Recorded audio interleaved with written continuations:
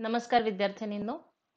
Semester 5 साठी आपण सुरू केलेल्या मानसशास्त्र विषयावरच्या या ब्रिज कोर्समध्ये आज चौथ्या दिवशी आपण जाणून घेणार आहोत संघटनेचं स्वरूप कसं असतं आणि संघटनेमध्ये कुठकुठल्या प्रक्रिया घडून येतात त्याबद्दल. संघटना म्हणजे काय? साधारणपणे संघटना हा शब्द ऐकल्यावर आपल्याला आठवते ती संप करणारी, कर्मचाऱ्यांच्या हितासाठी झटणारी, मालकांच्या विरोधात उभी राहणारी कर्मचाऱ्यांची संघटना म्हणजे युनियन. पण संघटना या शब्दाचा अर्थ इतकाच नाही. त्यापेक्षा खूप मोठा विस्तारित अर्थ या शब्दाचा आहे. संघ म्हणजे समूह. अनेक लोक एका उद्देशाने जिथे एकत्र येतात, त्या एका उद्देशाने एकत्र येणाऱ्या काही लोकांच्या गटाला किंवा समूहाला आपण म्हणतो संघ. संघटना म्हणजे अशा काही लोकांनी एकत्र येऊन चालवलेली प्रक्रिया किंवा चळवळ. ज्या ठिकाणी कुठल्याही एका उद्देशाला घेऊन अनेक लोक एकत्र येतात आणि एकत्र काम करतात, त्यांची एक ओळख असते, त्यांचं एक नाव असतं, अशा समूहाला, एकाच उद्देशाने काम करणाऱ्या अशा समूहाला संघटना म्हटलं जातं. मराठीमध्ये आपण त्याला संघटना म्हणतो, इंग्रजीमध्ये त्याला ऑर्गनायझेशन म्हणतात. ऑर्गनायझेशन म्हणजे जिथे ऑर्गनाइज पद्धतीने म्हणजे संघटित पद्धतीने ज्या काही उद्देशासाठी ती संघटना ऑर्गनायझेशन तयार झालेली आहे किंवा तिची स्थापना झाली आहे, त्या उद्देशासाठी एकत्र काम करणाऱ्या अनेक लोकांचा समूह म्हणजे संघटना. कुठल्याही संघटनेमध्ये अनेक लोक असतात, पण त्या वेगवेगळ्या लोकांची कौशल्य ही वेगवेगळी असतात. त्यांच्यामध्ये असणाऱ्या क्षमता या वेगवेगळ्या असतात. उदाहरणार्थ, आपण एक संस्था म्हणून विचार करू किंवा एक संघटना म्हणून विचार करू, बँक. आपण सगळ्यांनी बँक बघितलेली आहे. बँकेची मालकी हे एका व्यक्तीकडे किंवा एखाद्या समूहाकडे असते. आपण ज्या बँकेच्या ज्या ब्रांचमध्ये जातो, त्या बँकेच्या ब्रांचचं सगळं व्यवस्थापन किंवा तिथले जे काही अधिकार असतील ते त्या बँकेच्या व्यवस्थापकाकडे म्हणजे मॅनेजरकडे असतात. आपण बँकेतनं पैसे काढायला किंवा बँकेत पैसे भरायला जातो, तेव्हा ती सगळी प्रक्रिया हाताळतो तो कॅशियर. बँकेमध्ये एक सुरक्षा रक्षक असतो. बँकेसारख्या ठिकाणी सुरक्षेची आवश्यकता असते, त्यामुळे सुरक्षेची व्यवस्था ही सुरक्षा रक्षकाकडे असते. बँकेमध्ये अन्य काही अधिकारी, कर्मचारी असतात, जे अकाउंट्स ठेवणं, हिशोब ठेवणं आणि बाकी काही फायनान्शियल ॲक्टिव्हिटीजची देखरेख ते करत असतात. बँकेमध्ये एक शिपाई असतो, ज्याची काही ठरलेली कामं असतात. काम करणाऱ्या लोकांना सोयीचं होईल या पद्धतीने काही सर्व्हिस पुरवणं किंवा काही सामानाची देवघेव करणं, या पद्धतीची कामं त्या ठिकाणचा शिपाई करत असतो. आणि आपण बँकेमध्ये जेव्हा जातो, तेव्हा आपण बँकेचे ग्राहक असतो. आपण बँकेची सेवा घेत असतो. बँक ही एक सर्व्हिस इंडस्ट्री आहे. बँक आपल्याला कुठलीही वस्तू तयार करून देत नाही, उत्पादन तयार करून देत नाही, तर बँक आपल्याला वित्तीय सेवा देते. म्हणजे आपले पैसे बँकेमध्ये आपण ठेवतो, त्यावर बँक आपल्याला व्याज देते. आपण त्यांच्याकडे ठेवलेल्या पैशाचं योग्य विनिमय, त्याची जपणूक आणि त्याची गुंतवणूक या पद्धतीने बँक आपल्याला सेवा देत असते. असंच उदाहरण आपण शाळेचं बघू शकतो. शाळेत शिक्षण घेणारा विद्यार्थी हा ग्राहक असतो. शाळेची मालकी अन्य कोणाकडे असते. शाळेचे सर्वाधिकार हे त्या प्रिन्सिपलकडे असतात. शाळेमध्ये प्रिन्सिपल जरी प्रमुख असला तरी प्रत्येक विषयानुसार जर डिपार्टमेंट्स असतील तर त्याचे हेड असतात त्या डिपार्टमेंटचं काम बघणारे. शिकवणारे शिक्षक वेगळे असतात. या पद्धतीने आपल्याला कुठल्याही संघटनेचा विचार करता येऊ शकतो.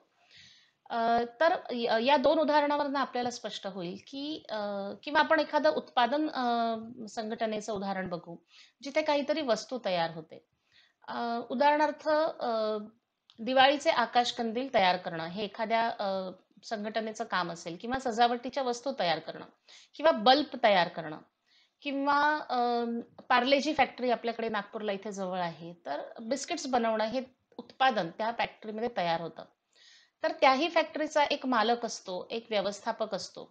त्या ठिकाणी कुठलीही वस्तू जेव्हा तयार केली जाते तेव्हा त्याच्यामध्ये उत्पादनासाठी काही कच्चा माल आणला जातो. तर कच्चा मालाचं काम बघणारा खरेदी विभाग असतो. त्याच्यावर जी काही अन्न प्रक्रिया होते, त्याचा एक वेगळा विभाग असतो. त्याचं पॅकेजिंग हा एक वेगळा विभाग असतो. तयार झालेला माल त्याची गुणवत्ता बघून त्याचं स्क्रुटिनी करणं, त्याचं मेजर पॅकिंग करणं, मग तो डिस्ट्रीब्युटरकडे पोहोचवणं हा एक वेगळा विभाग असतो. डिस्ट्रीब्युटर असतो जो दुकानांमध्ये तो माल पोहोचवतो. दुकानदार तो माल घेतो आणि ग्राहकांना विकतो. म्हणजे मालकापासून ग्राहकापर्यंत अशी वेगवेगळी रचना आपल्याला संघटनेमध्ये दिसते. या काही उदाहरणांवरून आपल्याला स्पष्ट होतं, की संघटना म्हणजे वेगवेगळी क्षमता आणि कौशल्य असलेले लोक जिथे एकत्र येऊन एका उद्देशाने काम करतात, अशा समूहाला संघटना असं आपण म्हणू शकतो.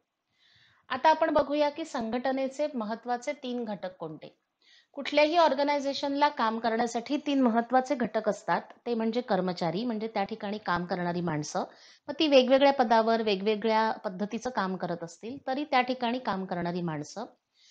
त्या सगळ्या माणसांमध्ये जे काही काम केलं जातं, त्याची काही निश्चित प्रक्रिया असते. जसं आत्ता आपण बँकेचं उदाहरण बघितलं किंवा पार्लेजी फॅक्टरीचं उदाहरण बघितलं.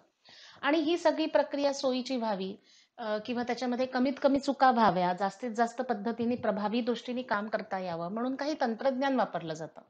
तंत्रज्ञान हे टेक्नॉलॉजीच्या माध्यमात असेल किंवा गैर टेक्नॉलॉजी पण असू शकतं. म्हणजे काही पद्धती वापरल्या जातात त्यामध्ये जसं लेजर कीपिंग असेल किंवा रेकॉर्ड कीपिंग असेल, हे नॉट नेसेसरी की कॉम्प्युटरच्या माध्यमातूनच होत असेल किंवा प्रत्येक गोष्टीसाठी मशिनरी असेल.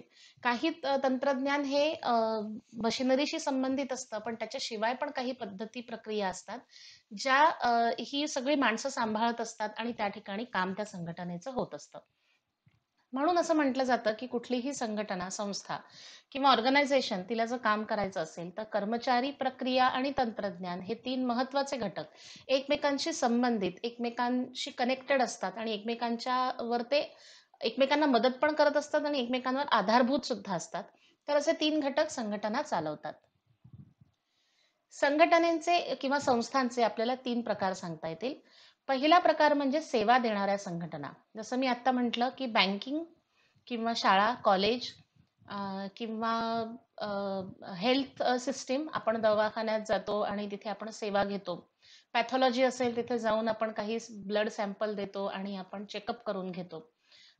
किंवा आता तुम्हाला माहिती आहे ओला कॅब सर्व्हिस सुरू झालेली आहे किंवा झोमॅटो, स्विगी हे पार्सल आपल्याला आणून देतात, फूड पार्सल जर आपण ऑर्डर दिली तर.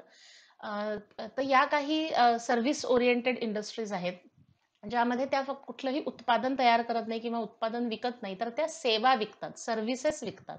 म्हणजे ते आपल्यासाठी काहीतरी काम करतात, काहीतरी सर्व्हिस देतात, त्याच्या मोबदल्यात आपण त्यांना पैसे देतो. काही संघटना या उत्पादन करणाऱ्या असतात. म्हणजे खाद्यपदार्थ बनवणं, काही इलेक्ट्रॉनिक वस्तू बनवणं, यंत्र बनवणारे, कपडे तयार करणारे कारखाने, कपडे शिवणारे काही ब्रँड कंपनीज आपल्याला माहिती असतात. चपला जोडे तयार करणं, अ, साध्या शिस पेन्सिलीपासून पेन, वही, पुस्तक, ज्याही काही वस्तू आपण वापरतो, घड्याळ, ज्वेलरी, ऑर्नामेंट्स, काही शोभेच्या वस्तू, घरातली भांडी, स्वयंपाकघरातलं सामान, टीव्ही, फ्रीज, वॉशिंग मशीन हे जेही काही सगळ्या उत्पादनांनी आपण उत्पादनांची गर्दी असते आपल्या घरामध्ये, ती सगळी उत्पादनं कुठेतरी कुठेतरी बनवली जातात. आपण आईस्क्रीम खातो, आपण बाजारातून दूध आणतो, चॉकलेट आणतो, आपण जेही काही वस्तू विकत घेतो, त्या वस्तू तयार करणाऱ्या ज्या कंपन्या असतात, त्यांना आपण उत्पादन करणाऱ्या संघटना असं म्हणू शकतो. हां, इथे तिसऱ्या ठिकाणी उत्पादन करणाऱ्या संघटना रिपीट झाला आहे. इथे कृपया नोंदवून घ्या. इथे ज्यांना आपण म्हणू सामाजिक संस्था. काही संघटनांचा उद्देश हा काम करून पैसे कमवणं हा नसतो. तर समाजासाठी उपयोगी अशी काही सेवा देणं किंवा अशा काही वस्तू तयार करणं किंवा अशा पद्धतीची काही चळवळ चालवणं अशाही स्वरूपामध्ये ज्यांना आपण एन-जी-ओ म्हणतो, अ, किंवा नॉन प्रॉफिट ऑर्गनायझेशन म्हणतो, नॉन गव्हर्नमेंट ऑर्गनायझेशन म्हणतो, अशा सुद्धा काही संघटना असतात. त्यांचं नाव कृपा करून इथे नोंदवून घ्या. इथे लिहिताना माझ्याकडून चूक झालेली आहे. तर संघटनेचे हे 3 प्रकार आपण बघितले. मगाशी मी बोलले त्याप्रमाणे प्रत्येक संघटनेत एक अधिश्रेणी असते. संप्रेषणाच्या दृष्टीने सुद्धा ही अधिश्रेणी खूप महत्वाची असते. संघटना, संस्था, कंपनी तिचा एक मालक असतो. कधी-कधी एक व्यक्ती मालक असते, तर कधी काही लोकांच्या समूहाकडे त्याची मालकी असते. जसं तुम्ही ऐकलं असेल Reliance group, state bank of India group, काही प्रायव्हेट लिमिटेड कंपनीज असतात, ज्यांच्याकडे एखाद्या किंवा अनेक संस्थांची मालकी असते. तर कधी मालक हा एक असतो, कधी काही एक विश्वस्त किंवा कार्यकारी संचालक मंडळ असतं, म्हणजे काही लोकांच्या समूहाकडे त्या पूर्ण संस्थेची जबाबदारी असते, मालकी असते. त्यानंतर ती संघटना कुठल्या पद्धतीची आहे, ती काय काम करते, तिच्या कामाची आवश्यकता काय आहे, त्याप्रमाणे त्यामध्ये व्यवस्थापक, विभाग प्रमुख, पर्यवेक्षक, कर्मचारी, ग्राहक अशी अधिश्रेणी आपल्याला दिसते.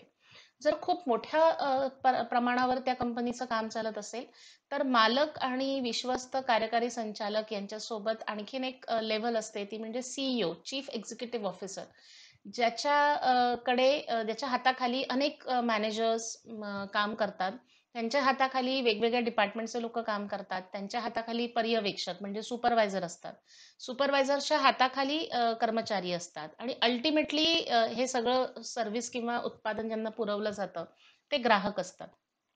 संप्रेषणामध्ये सुद्धा किंवा कामाच्या दृष्टीने सुद्धा ही अधिश्रेणी महत्त्वाची असते. कुठल्या दृष्टीने? तर एखादा बदल समजा त्या संघटनेमध्ये करायचा आहे. लक्षात आलंय की काही सुरक्षेच्या दृष्टीने काही धोका आहे कामाच्या ठिकाणी. तर त्यासाठी काही जसं आता आपण कोरोनामध्ये आपल्याला सांगितलं जातंय की ह्या-ह्या प्रिकॉशन्स घ्या. तसं कामाच्या ठिकाणी या-या प्रिकॉशन्स घेतल्या पाहिजे. त्याच्याकरता काही प्रशिक्षण द्यायचं असेल, की मशीनमध्ये काम करताना या पद्धतीनेच काम करा, नाहीतर तुम्हाला हाताला धोका होऊ शकतो, तुमच्या तब्येतीला धोका होऊ शकतो. अ, या पद्धतीची जर काही सुधारणा संघटनेत करायची आहे, तर त्याचा निर्णय हा अधिश्रेणीच्या सगळ्यात वरच्या लेव्हलला होतो. कारण त्याच्यासाठी प्रशिक्षण आलं, त्याच्यासाठी पैसा आला, त्याच्यासाठी बाहेरच्या लोकांना बोलावणं आलं, काही बांधकामामध्ये असतील किंवा मशिनरीमध्ये असेल काही बदल करणं आलं. सो हा निर्णय सगळ्यात पहिल्यांदा अगदी वरच्या लेव्हलला होईल. त्यानंतर त्याच्याबद्दलची माहिती व्यवस्थापकांना सांगितली जाईल. व्यवस्थापक विभाग प्रमुखांना सांगतील, विभाग प्रमुख पर्यवेक्षकांना सांगतील. पर्यवेक्षक कर्मचाऱ्यांना सांगतील किंवा पर्यवेक्षक कर्मचाऱ्यांचं त्याबद्दल ट्रेनिंग होईल याची व्यवस्था करतील. आणि या सगळ्याचा जो काही कंपनीमध्ये बदल होतो त्याचा फायदा हा अल्टिमेटली ग्राहकाला होत असतो. त्याच पद्धतीने ग्राहक हा खालच्या पातळीवर असतो असं नाही, तर ग्राहक हा सगळ्यात महत्त्वाचा असतो. आपण नेहमी ऐकतो की कन्झ्युमर इज मेन. कस्टमर सगळ्यात पहिल्यांदा येतो. तर ग्राहकाला त्या उत्पादनाबद्दल समजा काही तक्रार असेल, ती तक्रार ग्राहक जर नोंदवत असेल, तर त्या संघटनेमध्ये जो काही तक्रार निवारण विभाग असेल किंवा तक्रार नोंदवून घेणारा किंवा काही काउन्सिलिंगचा काही भाग असेल, तर त्या ठिकाणी ग्राहक स्वतःची तक्रार घेऊन जाईल. ती तक्रार जर योग्य असेल आणि त्या दृष्टीने काही बदल करायचे असतील किंवा काही कर्मचाऱ्यांची सुद्धा बरेचदा काही निरीक्षणं असतात कामाच्या ठिकाणाबद्दल किंवा कामाच्या पद्धतींबद्दल, तर ते सुद्धा खालपासून वरच्या पातळीपर्यंत या अधिश्रेणीच्या माध्यमातून अगदी वरपर्यंत सुद्धा पोहोचवू शकतात. आता या अधिश्रेणीनुसार संप्रेषण होईल का की होणार नाही, हे त्या संघटनेचं वातावरण कसं आहे, तिथे किती मोकळीक आहे, तिथे प्रत्येकाच्या मताला किती किंमत आहे, अशा अनेक गोष्टींवर अवलंबून असतं. काही ठिकाणी फक्त वरून खाली ऑर्डर्स फॉलो करायच्या असं वातावरण असतं. तर काही ठिकाणी टू वे किंवा काही बाबतीमध्ये टू वे कम्युनिकेशन असतं. म्हणजे वरच्या आयडियाज या खालच्या कर्मचाऱ्यांपर्यंत येतात आणि त्याच्यावरचा कर्मचाऱ्यांचा फीडबॅक सुद्धा कंपनीचे जे व्यवस्थापक मालक असतील ते मागवून घेतात आणि आपल्या धोरणांमध्ये बदल करण्याचा प्रयत्न करतात, जे अल्टिमेटली संघटनेच्या हितासाठी असेल. तर अशा प्रकारची संघटनेमध्ये अधिश्रेणी सुद्धा आपल्याला दिसून येते. कुठल्याही संस्थेमध्ये, ऑर्गनायझेशनमध्ये वेगवेगळे डिपार्टमेंट्स असतात. ती संघटना काय काम करते त्या पद्धतीने त्या विभागांची संख्या वाढू शकते, कमी होऊ शकते किंवा त्यांचं काम बदलू शकतं. पण सर्वसामान्यपणे जर आपण बघितलं तर हे काही विभाग आपल्याला दिसतात. ती संस्था जर काही वस्तू बनवत असेल तर त्याच्यासाठी लागणारा कच्चा माल प्रोक्युअर करणं किंवा मागवणं, त्याची निवड करणं आणि त्याचा साठा करणं हे जे सगळं काम असतं हे खरेदी विभागात चालतं. त्यानंतर त्याच्यावर काही प्रोसेस करणं असेल, काही मशिनरी वापरून त्या प्रॉडक्टला फायनल रूप देणं असेल, रॉ मटेरियल पासून त्याचं प्रॉडक्ट तयार करणं. हे सगळं काम उत्पादन विभागाकडे केलं जातं. त्यानंतर एकदा प्रॉडक्ट तयार झालं, की त्याचं पॅकेजिंग वगैरे त्या आवश्यकतेप्रमाणे त्याचं काम होतं. त्याच्यानंतर त्याचं सगळ्यात महत्त्वाची गोष्ट म्हणजे त्याचं मार्केटिंग करावं लागतं. कुठलीही वस्तू एक साधं चॉकलेट जरी बाजारामध्ये नवीन आणायचं असेल, तर पहिल्यांदा त्याची ॲडव्हर्टाइजमेंट करावी लागते. दुकानांमध्ये ते पोहोचवावं लागतं. दूर-दूरपर्यंत सगळ्या ठिकाणी ते मिळेल. त्याच्या काही स्कीम्स किंवा त्याची जाहिरात खूप मोठ्या प्रमाणावर मग त्याचं खप त्याचा सुरू होतो किंवा त्याची विक्री सुरू होते. तर मार्केटिंग हा सुद्धा एक महत्त्वाचा विभाग असतो आणि मार्केटिंगला मदत करण्यासाठी म्हणजे विक्रीला मदत करण्यासाठी जाहिरात हा सुद्धा एक महत्त्वाचा विभाग असतो. अ, त्याचबरोबरीने ग्राहकांच्या जर काही तक्रारी असतील, तर तक्रार निवारण हा सुद्धा एक विभाग असतो. प्रत्येक उत्पादनावर कन्झ्युमर केअरचा नंबर लिहिलेला असतो. तुमचा फीडबॅक मागवण्यासाठी बऱ्याचदा काही प्रॉडक्ट सोबत कागद असतो किंवा त्याच्यात काही नंबर असतो ज्या ठिकाणी तुम्ही तुमचा रिप्लाय द्यावा. याबद्दलची माहिती दिलेली असते. तर कस्टमरचा फीडबॅक हा नेहमीच महत्त्वाचा असतो. त्याच्या दृष्टीने उत्पादनामध्ये बदल केल्या जाऊ शकतात. जर योग्य फीडबॅक मिळाला आणि उत्पादनामध्ये ग्राहकाला अपेक्षित बदल झाले, तर ते उत्पादन बाजारात टिकून राहील याची शक्यता वाढते. कारण त्याला ग्राहक विकत घेतात आणि ग्राहकांना ते आवडतं. तर त्या दृष्टीने ग्राहकांचा फीडबॅक हा अतिशय महत्त्वाचा असतो. तर फीडबॅक हा कधी-कधी निगेटिव्ह पण असतो, काही तक्रारी पण असू शकतात. तर त्यांचं निवारण करण्याच्या दृष्टीने सुद्धा संस्थेमध्ये तक्रार निवारण विभाग असतो. त्याच बरोबरीने एक महत्त्वाचा विभाग जो आपल्या विषयाशी जास्त संबंधित आहे, सायकॉलॉजीशी जास्त संबंधित आहे, तो म्हणजे मानव संसाधन विभाग म्हणजे एच-आर. मानव संसाधन म्हणजे ह्युमन रिसोर्स. तुम्ही एच-आर हा शब्द जास्त ऐकला असेल मानव संसाधन या शब्दापेक्षा. तर मानव संसाधन म्हणजे मानव म्हणजे मनुष्याला, संसाधन म्हणजे रिसोर्स का बरं म्हटलंय? तर अशी कल्पना करा, की एखाद्या कापड बनवायच्या फॅक्टरीमध्ये कापूस आलेला आहे, थ्रेड आलेला आहे, दोरा आलेला आहे. त्याचं हातमाग असेल किंवा मशीन कापड तयार करण्याची आलेली आहे. लूम जे ऑटोमॅटिक लूम आहे ते आलेलं आहे. पण ते वापरण्यासाठी योग्य क्षमतेचा, योग्य कौशल्य असलेला माणूसच तिथे नाहीये. तर तो सगळा कच्चा माल नुसता पडून राहील, त्याच्यापासून काहीही उत्पादन तयार होणार नाही. अ, या उलट एखाद वेळी अ, जो कच्चा माल आहे तो कमी अधिक प्रमाणात असेल किंवा त्याची क्वालिटी जरी थोडीशी कमी जास्त असली, तरी कौशल्यपूर्ण कर्मचारी जर तुमच्याकडे असतील, तर ते आहे त्या संसाधनामध्ये योग्य उत्पादन कसं तयार करायचं याची क्रिएटिव्हिटी किंवा याचं कौशल्य त्यांच्याकडे असू शकतं. म्हणजे बाकी सगळ्या गोष्टी जरी उत्तम क्वालिटीच्या असल्या, पण तुमच्याकडचा कर्मचारी वर्ग जर प्रशिक्षित नसेल, तर उत्पादन कधीही चांगल्या पद्धतीचं तयार होऊ शकत नाही. म्हणून सगळ्या म्हणजे कंपनी चालवायला जागा हवी, इलेक्ट्रिसिटी हवी, कच्चा माल हवा, टेबल खुर्च्या हव्या, सामान हवं, मशीन हवं, यंत्र हवीत. या सगळ्या गोष्टी जरी असल्या तरी सगळ्यात महत्त्वाचं जर कुठलं गोष्ट असेल ज्याच्यावर संस्था चालते ती म्हणजे माणूस. म्हणजे त्या ठिकाणी काम करणारा वर्ग, कर्मचारी वर्ग म्हणजे मालकापासून अगदी कर्मचाऱ्यांपर्यंत सगळेच माणसंच काम करतात. त्यामुळे माणसांशी संबंधित ज्या काही वर्तन समस्या असतील, त्यांची काही असमाधानाची काही कारणं असतील, त्यांना कंपनीच्या कडनं काही वेगळ्या अपेक्षा असतील, कोणाला पगारवाढ हवी असेल, कोणाला कम्युनिकेशन आपल्या कलिगशी नीट नसेल, त्याचा ताण असेल, कामाचे तास जास्त आहेत, कामाचं लोड जास्त आहे, त्याच्यामुळे स्ट्रेस असेल, तर या सगळ्यांचा परिणाम अल्टिमेटली त्या कंपनीच्या कामावर होत असतो. म्हणून मानव संसाधन हे योग्य निवडणं आणि योग्य पद्धतीने त्यांना मेंटेन करणं किंवा त्यांना ग्रो होऊ देणं, त्यांना वाढवू देणं, त्यांना प्रशिक्षित करत राहणं, त्यांच्या काही समस्या असतील तर त्यात लक्ष घालणं, त्यांच्या तब्येतीकडे लक्ष देणं, अशा अनेक गोष्टी ह्युमन रिसोर्स डिपार्टमेंटमध्ये केल्या जातात. आजही केल्या जातात, मोठ्या प्रमाणावर केल्या जातात. आणि हा सगळा विषय जो आहे तो सायकॉलॉजीशी संबंधित आहे. तर हा सुद्धा संघटनेमध्ये एक महत्त्वाचा विभाग असतो. आता आपण बघू संघटनेमध्ये प्रक्रिया. कुठलीही संघटना जेव्हा चालते, तिथे अनेक प्रकारचे लोक काम करतात, तेव्हा तिथे काय-काय घडतं? तर संघटनेमध्ये आणि या ज्या काही प्रक्रिया मी सांगते आहे, या सगळ्यांचा अभ्यास, या सगळ्या प्रक्रियांचा अभ्यास संघटनात्मक मानसशास्त्रामध्ये केला जातो. तर त्या दृष्टीने सुद्धा आपल्याला हे समजून घेणं आवश्यक आहे, की संघटनेमध्ये काय-काय चालतं. तर कुठल्याही संस्थेमध्ये कर्मचारी निवड हा एक महत्त्वाचा विषय असतो. मी म्हटलं तसं योग्य कर्मचाऱ्यांची, योग्य लोकांची निवड जर संस्थेमध्ये केली गेली, तरच कामाला हातभार लागतो, समस्या कमी निर्माण होतात. त्यामुळे कर्मचाऱ्यांची निवड करताना त्यांची एलिजिबिलिटी काय असावी, शिक्षण किती असावं, ट्रेनिंग कुठलं झालेलं असावं, त्याच्यामध्ये त्याचे व्यक्तिगत गुण काय असावे. म्हणजे सेल्समन म्हणून तुम्हाला एखाद्याला घ्यायचा आहे आणि तो अतिशय लाजाळू पद्धतीचा माणूस आहे किंवा अ, तुम्हाला मार्केटिंगसाठी एखादा माणूस घ्यायचा आहे आणि तो शांत स्वभावाचा आहे, त्याला इकडे जा, तिकडे जा अशी कामं आवडत नाहीत. तर असा मिसमॅच कामाच्या ठिकाणी असून चालत नाही. त्या दृष्टीने फार लक्ष देऊन आणि कामाच्या गरजेप्रमाणे योग्य माणसाला योग्य काम या पद्धतीची रचना असावी लागते. बरेचदा कर्मचाऱ्यांची निवड करण्यासाठी सायकॉलॉजिकल टेस्ट सुद्धा वापरल्या जातात. बरेचदा इंटर्नशिपचा पिरियड असतो. त्या दरम्यान त्यांना काम शिकवलं जातं आणि त्यांचं काम चांगलं असेल तर मग त्यांना नंतर नोकरीत ठेवलं जातं किंवा मग कंटिन्यू केलं जात नाही. तर अशा प्रकारचं काम कर्मचारी निवडी संदर्भात होत असतं. कर्मचाऱ्याची निवड जरी झाली तरी आपल्या आपल्या संस्थेच्या गरजेप्रमाणे त्यांना प्रशिक्षण देण्याची गरज असते किंवा मोठ्या कालावधीमध्ये कुठलाही कर्मचारी एखाद्या ठिकाणी 20, 25, 30, 35 वर्ष काम करत असतो. तर तेवढ्या कालावधीमध्ये काही नवीन टेक्नॉलॉजी येते, काही नवीन मशिनरी येते, प्रॉडक्ट्स मध्ये फार मोठ्या प्रमाणावर बदल होतात, उत्पादनांची रचना बदलते.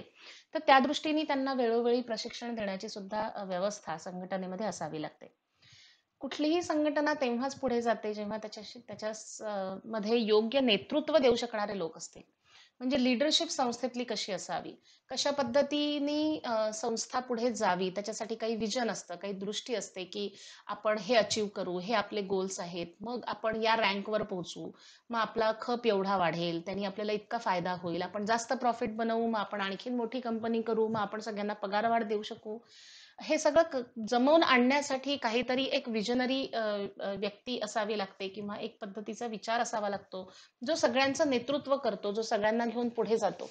तर अशा पद्धतीने नेतृत्व ही सुद्धा एक महत्त्वाची प्रक्रिया आहे. अनेक लोक जिथे एका ठिकाणी काम करतात, तिथे संप्रेषण हा मुद्दा अतिशय महत्त्वाचा असतो. अ, आपल्या रोजच्या जगण्यात आपण बघतो, जर कम्युनिकेशन नीट नसेल, तर मिसकम्युनिकेशन होतं. बरेचदा प्रॉब्लेम्स होतात. निरोप नीट पोहोचत नाहीत, पोहोचलेले निरोप नीट समजत नाहीत. जे काम व्हायला हवं असेल ते होत नाही. तर आपल्या व्यक्तिगत जीवनामध्ये जर कम्युनिकेशनमुळे इतके प्रॉब्लेम होऊ शकतात, जेव्हा की आपल्या व्यक्तिगत जीवनात आपले सगळे नातेवाईक, ओळखीचे लोक, मित्र असतात. तर कामाच्या ठिकाणी जिथे अनोळखी लोक एकमेकांशी संदर्भात काम करतात, ज्यांचं काम एकमेकांवर अवलंबून असतं, दुसऱ्या कोणाच्या तरी कामावर माझ्या कामाचं नुकसान होत असतं. अशा ठिकाणी तर संप्रेषणाची प्रक्रिया ही खूपच लवचिक आणि सेन्सिटिव्ह असते. म्हणजे फार संवेदनशील विषय तो असतो. त्यामुळे संप्रेषण कसं असावं? कर्मचाऱ्यांमध्ये बोलचाल, देवघेव, एकमेकांशी एकोपा किती असावा? त्याच्यासाठी काही संधी उपलब्ध करून देणं, तसं चांगलं वातावरण संघटनेमध्ये तयार करणं किंवा कम्युनिकेशनमध्ये काही प्रॉब्लेम्स येत असतील, तर ते दूर करणं आणि जास्त स्वस्थ वातावरण कामाच्या ठिकाणी राहील, जेणेकरून कर्मचारी जास्त चांगल्या पद्धतीने स्वतःचा आउटपुट देऊ शकतील. हा सुद्धा एक महत्त्वाचा विषय संघटनेमध्ये बघितला जातो. काम करणाऱ्या कर्मचाऱ्याला जर त्याच्या कामाचं समाधान असेल, कार्यसमाधान आपण ज्याला म्हणतो, जॉब सॅटिस्फॅक्शन, तरच तो कामामध्ये 100% योगदान देऊ शकतो. मी जे काम करतोय ते मला आवडतच नाहीये, ते काम करून मला समाधानच वाटत नाहीये, अशा स्थितीमध्ये कर्मचारी कामचुकारपणा करू शकतो किंवा तो फार वरवर काम करू शकतो. त्यामुळे त्याचं कार्यसमाधान त्याला मिळालं पाहिजे कामातून याची दखल घेणं, त्या पद्धतीने त्याच्या कामाचं स्वरूप बदलत राहणं किंवा त्याला काही ना काही आव्हानं देत राहणं, हे सुद्धा आवश्यक असतं. तर काय केल्याने कर्मचाऱ्यांना समाधान वाटतं कामाबद्दल आणि त्या संदर्भातल्या काही समस्या असतील, तर त्यांचा अभ्यास सुद्धा संघटनेमध्ये केला जातो. जसं समाधान कामाच्या दृष्टीने महत्वाचं आहे, तसंच कार्यप्रेरणा हा सुद्धा महत्वाचा विषय आहे. मी का काम करावं या संघटनेमध्ये किंवा मी जे काम करतोय ते काम मी का करावं, त्या पद्धतीचं काम मी का करावं, याची काहीतरी प्रेरणा त्या माणसामध्ये असली पाहिजे.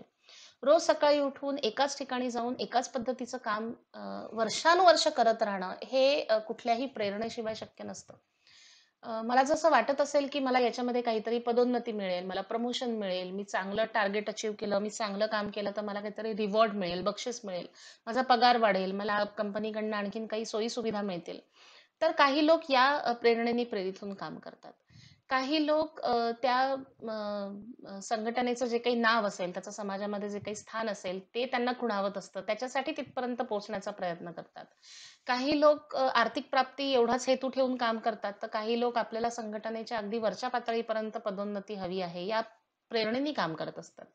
तर हा सुद्धा संघटनेमध्ये एक महत्त्वाचा विषय आहे. कार्यसमाधान आणि कार्यप्रेरणा हे आपल्याला या सेमिस्टरमध्ये अधिक डिटेलमध्ये शिकायचंच आहे.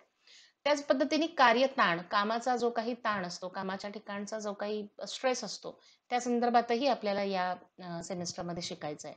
याशिवाय संघटनेमध्ये डिसिजन मेकिंग प्रोसेस असते. रोज उठून काय समस्या आहेत, काय निर्णय घ्यायचा, त्या कशा सोडवायच्या, आज कोण आलेलं नाही, आज काय सामान आलेलं नाहीये, बाहेर संप आहे, लॉकडाऊन आहे, ग्राहकांच्या तक्रारी आहेत, डिस्ट्रिब्युटर्स येत नाहीयेत, वीज नाहीये, अशा रोज अनेक समस्या निर्माण होऊ शकतात. पण त्या त्या ठिकाणी योग्य निर्णय घेणं आणि पुढे जाणं हा एक महत्त्वाचा विषय संघटनेमध्ये दिसून येतो. कुठल्याही संघटनेमध्ये ग्राहक हा महत्त्वाचा असतो. त्यामुळे ग्राहकाचं वर्तन कसं आहे, आपल्या उत्पादनाबद्दल, आपल्या सेवेबद्दल त्यांची भूमिका काय आहे, याचं सातत्याने संशोधन सुरू असतं. आज कंपनी तयार झाली, आज हे नवीन बिस्किट फ्लेवर बाजारात आणलं, ते लोकांना आवडतंय म्हणजे ते वर्षानुवर्ष आवडतच राहील असं नाहीये.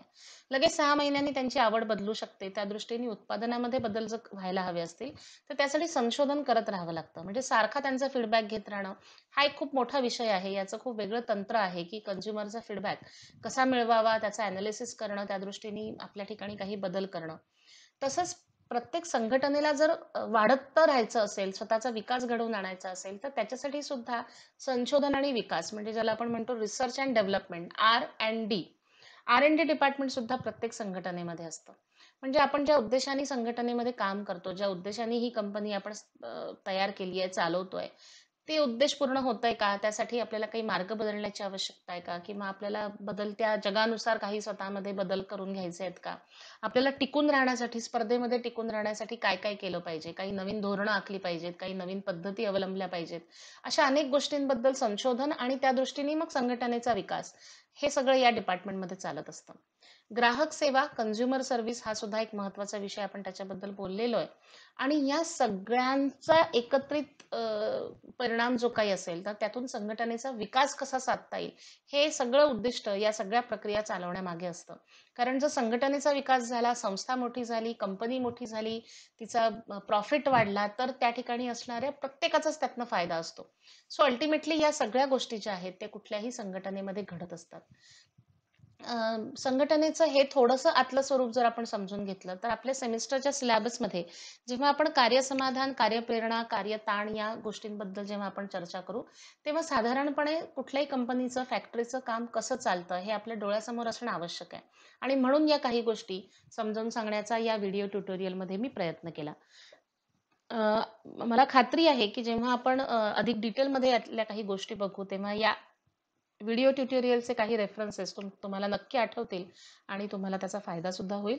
तर सध्या या विषयाला घेऊन आपण इथेच थांबूया. पुढच्या व्हिडिओ ट्युटोरियलमध्ये आपण आपल्या ब्रिज कोर्सचा शेवटचा भाग बघणार आहोत. ते म्हणजे ऑर्गनायझेशनल सायकॉलॉजीच्या संदर्भामध्ये काय करियर ऑप्शन्स आहेत किंवा त्यातले काय चॅलेंजेस आहेत आणि आपण त्याच्याबद्दल काय करू शकतो त्याबद्दल आपण बोलणार आहोत. आणि त्याबरोबरच तुमचा ब्रिज कोर्स पुढच्या ट्युटोरियलमध्ये संपेल आणि नंतर मग आपण नेक्स्ट वीकपासून आपण प्रॉपरली युनिट 1 पासून आपल्या सिलेबसची सुरुवात करू. धन्यवाद.